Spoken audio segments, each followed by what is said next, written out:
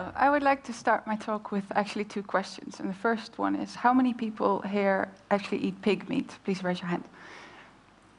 Oh, that's a lot. And how many people have actually seen a live pig producing this meat in the last year? In the Netherlands, where I come from, you actually never see a pig, which is really strange, because on a population of 16 million people, we have 12 million pigs. And, well, of course, the Dutch can't eat all these pigs. They eat about 1/3, and the rest is exported to all kinds of countries in Europe and the rest of the world. A lot goes to the UK, Germany.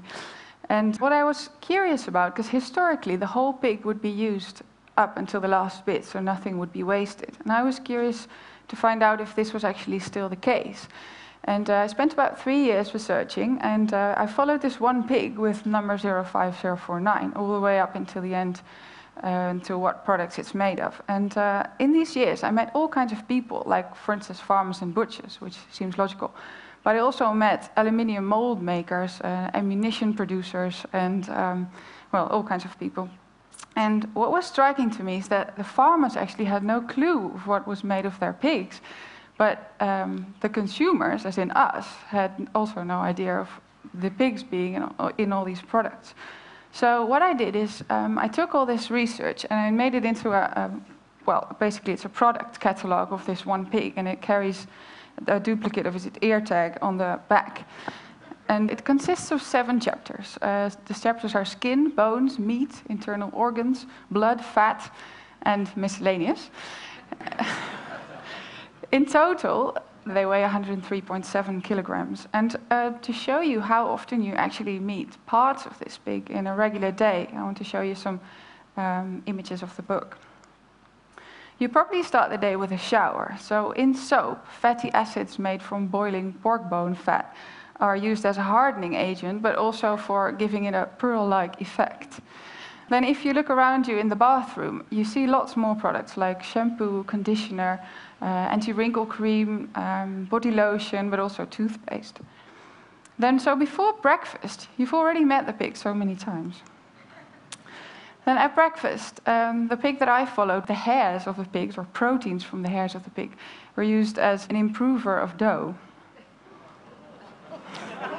Well, that's what the producer says, it's improving the dough, of course.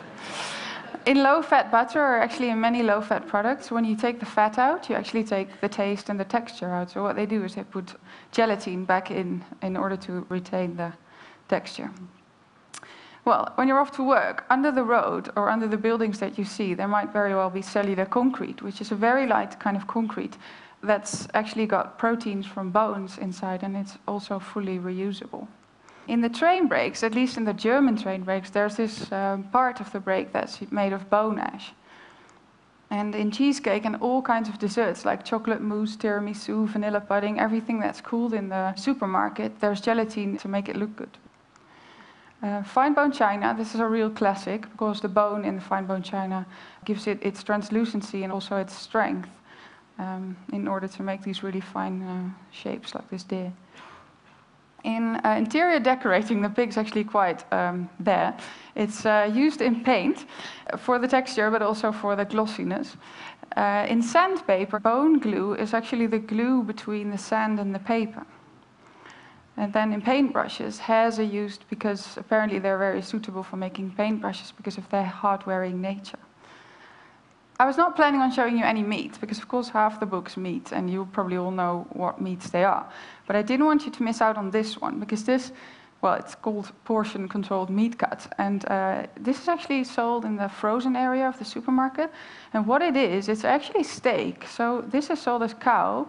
But what happens when you slaughter a cow, at least in the industrial, well, factory farming, they have all these little bits of steak left that they can't actually sell as steak. So what they do is they glue them all together with fibrin from pig blood into this really large sausage, then freeze the sausage, cut it in little slices, and sell those as steak again. And this also actually happens with tuna and scallops.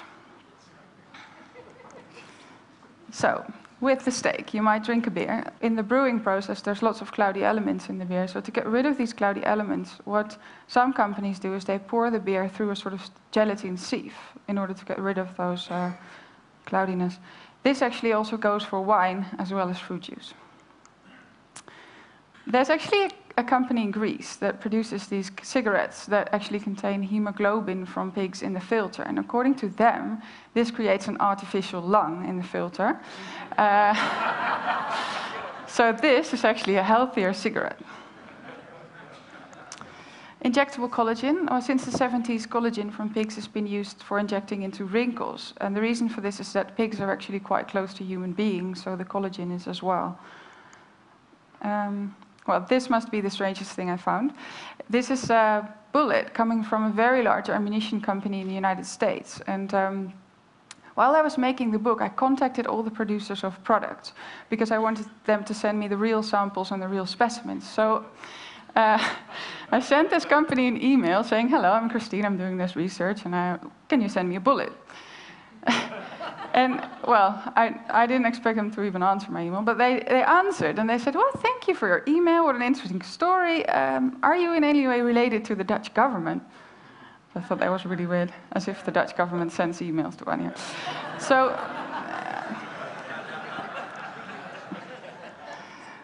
So the most beautiful thing I found, at least what I think is the most beautiful in the book, is this heart valve. It's actually a very low-tech and very high-tech product at the same time.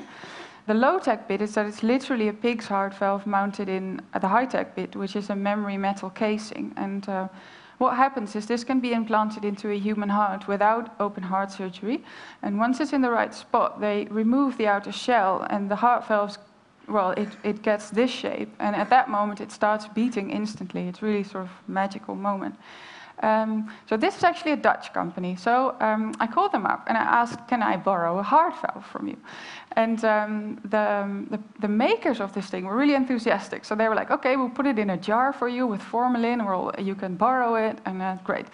And then I didn't hear from them for weeks. So I called and I asked what's going on with the heart valve, and then they said, "Well, the director of the company decided not to borrow you this heart valve because he doesn't want his product to be associated with pigs."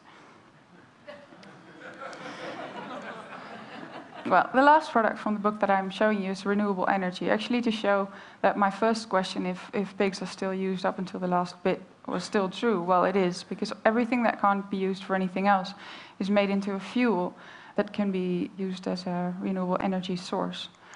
In total, I found 185 products. And well, what this showed me is that, well, firstly, it's at least to say odd that we don't treat these pigs as absolute kings and queens. And the second is that we actually don't have a clue of what all these products that surround us are made of. And you might think I'm very fond of pigs, but actually, well, I am a little bit, but I'm more fond of raw materials in general. And I think that in order to take better care of what's behind our products, so the livestock, the crops, the plants, the non-renewable materials, but also the people that produce these products, the first step would actually be to know that they're there. Thank you very much.